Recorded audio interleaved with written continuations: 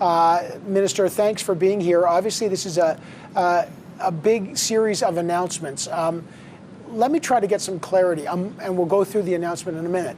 Has Canada ruled out at all sending lethal weapons to Ukraine, as the Ukrainian government has continually asked Canada to send? Today's announcement was about extending and expanding Operation UNIFIER. We are continuing to evaluate the situation on the ground with our Ukrainian counterparts. I'm in regular contact with Minister Reznikov, and we will continue to evaluate the needs on the ground and act accordingly. Okay, I'm trying to interpret that, and I heard you in the Prime Minister. But you're just saying they've asked for it, Canada didn't send the lethal weapons, but has Canada ruled out doing that? As I said, we are continuing to evaluate the situation. So we will continue to consider all options. I'm in close contact with, for example, General Wayne Eyre on this very issue. And today's announcement really, Evan, is about sending more troops to Ukraine to assist with the training mission there. We have trained over 30,000 Ukrainian soldiers, including 2,000 members of the Ukrainian National Guard. This is an incredibly important moment for us as a country in extending this mission for 3 years and $340 million. So I think that we really should focus on that at the current time. The most important contribution, or at least one of the most important contributions Canada as a country has made and can make is in human resources, in having people on the ground to assist with the training mission. And that's exactly what we have committed to do today. How fast will the 60 new troops go to Operation UNIFIER? Do you know where they'll be drawn from Canada? And just, if I may, the Prime Minister said it can extend up to 400 troops, so that'd be another 140 after that. Is there a date for that to happen? We know that up to 60 Canadian Armed Forces members will be departing in the coming days, and the ceiling is up to 400 under the extended Operation UNIFIER. We are at the current time making decisions relating to who in particular will be going and where they will be drawn from. But I'd like to really position this as an important moment, as I said, for the Canadian Armed Forces and for Canada.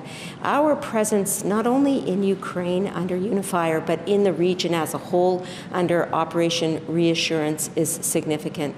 We have 900 soldiers approximately under Operation Reassurance at the current time. And so the security that we are able to offer to Ukraine and the surrounding region at the current time in the face of potential further Russian aggression into Ukraine is very important, and that's one of the reasons why I'll be visiting Ukraine in the coming days.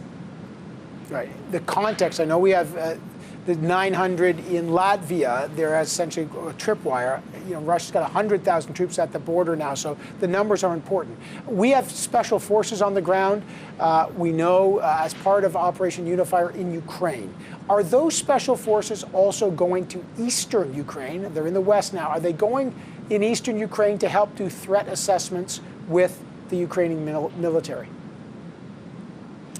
Well, I think that we have to acknowledge that the safety and security of the Canadian Armed Forces is the most important issue here for me as the Minister of National Defence, and it would be imprudent and unsafe if I were to reveal information relating to the whereabouts of our troops at this time. We are sending non-lethal equipment. I know the scopes and body armor. What other exact kind of non-lethal equipment will Canada send? Evan, we will be sending we've already sent mobile hospitals. We'll continue to provide that equipment. We have surveillance equipment, communications equipment, equipment to assist with devices that may explode, and goggles, as well as other body equipment. So there is an array of supplies and equipment that is available and on the table here for Ukraine in terms of non-lethal aid. And as I mentioned today, it's not just this non-lethal aid that we're contributing. Of course, the increase in the number of troops up to 400, cyber, surveillance and security via the communication security establishment is also being contributed to Ukraine. So this is full-fledged support, and as you know, we did offer financial aid in the amount of $120 million last week. This is across government, multiple ministers working together to make sure we have comprehensive support in place for Ukraine. Minister, does the intel support and the surveillance support that you mentioned include Ukraine using imagery from Canada's RadarSat constellation mission, the 3 key observation satellites? They had used that back in 2015. Will Canada share imagery, and will the Ukrainian military have access to imagery from RadarSat?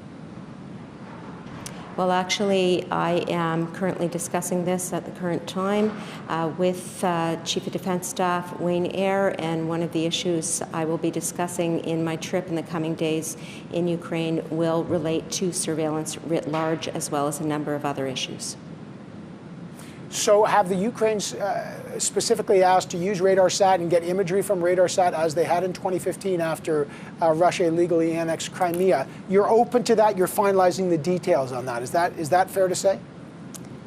I think what would be prudent for me to say at this time is that the announcement that we made today is the current aid that we are offering to Ukraine, and any further aid will be announced when it occurs. And that is important to remember, that up to 400 Canadian Armed Forces members are able to be on the ground in Ukraine. We've trained over 30,000 Ukrainian soldiers, and I don't want Canadians to underestimate the importance of this training mission. In my discussion with my counterparts in the US and the UK, for example, Canada's role in training Ukrainian soldiers has been heralded as a very important aspect of Ukrainian security and stability. Minister, you know why you and the Prime Minister were getting questions. The UK, the US, NATO allies like Spain, they've all sent weapons to Ukraine. Ukraine is clearly asking for lethal weapons. The former Ukrainian ambassador to Canada, Andrei Shevchenko, was on this program last night saying, we need lethal weapons immediately. That is the best deterrent. Canada didn't do it. And we also didn't hear about any new sanctions on Russia, any new sanctions, Magnitsky-style sanctions on Russian personnel. So what about sanctions? Will Canada be using sanctions on Russia?